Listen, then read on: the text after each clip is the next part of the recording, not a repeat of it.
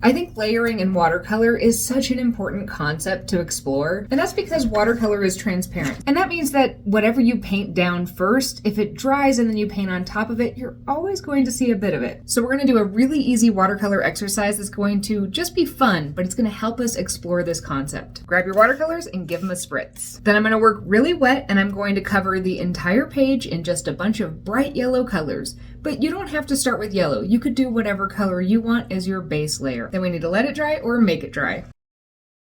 Once it's dry, I'm going to be moving through the colors. It's kind of like a rainbow. So next up, I'm going to be taking an orange, and I want this color to be pretty saturated, but I still want to be able to see some of the white of the paper through it, something a little like this. Then I'm going to make kind of a messy line down the page. I'm going to wash my brush. Next up is going to be red. Again, I want this to be a pretty saturated color, but not too saturated, about like this. I'm going to leave a little space in between, and then I'm going to place this over the page. Have you noticed anything yet? Because this was a pretty bright red color, but once we layer it on top of the yellow, it's not quite so red anymore. Then I'm going to move to a pink color, same thing, and will you look at that? The bright pink I just used looks nearly red when it's layered over yellow. This does make quite a bit of sense because red and yellow make orange, and also pink, if you add a little bit of yellow to it, make kind of a red color. But I find it really interesting in watercolor because we have to consider this in dry layers when we're not mixing the colors. They're going to visually mix layer after layer. All right, let's look what happens when we do this with purple,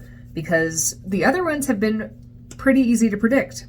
When we put the purple on there, that doesn't really look purple anymore at all. Then fill up the rest of the page, and the real goal here is to just observe what the colors do on the page versus the colors that you used to put down. As a matter of fact, after I did this one, I wanted to play more with the visual mixing of colors in distinctively dry layers. So I painted 2 different colors down, I dried those layers, and then I took the same color and I made a stripe across both of them.